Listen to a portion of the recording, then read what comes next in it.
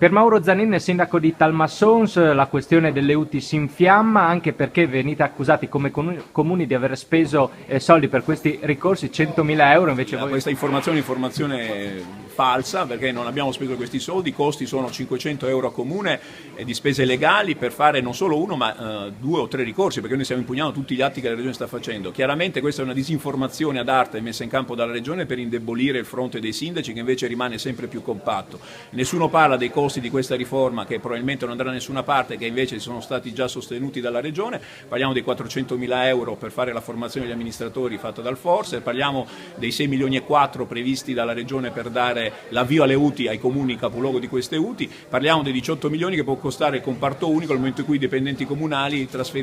diventeranno dipendenti regionali, e senza anche dire quello che è costato il referendum fatto da Zano Perso, dove sembra che siano stati investiti alcune centinaia di migliaia di euro dalla Regione. Allora bisogna dire che i veri costi stanno lì, noi sindaci siamo sul territorio, sul pezzo, e lo stiamo facendo per difendere le comunità, i nostri cittadini, i servizi che diamo ai cittadini, perché un domani, quando il cittadino non avrà il servizio sotto casa, vedrà a chiedere a noi come mai, non andrà dalla Serracchiani, che magari frattanto sarà andata anche a Roma. Cosa succederà ora che la Regione pare voglia rinviare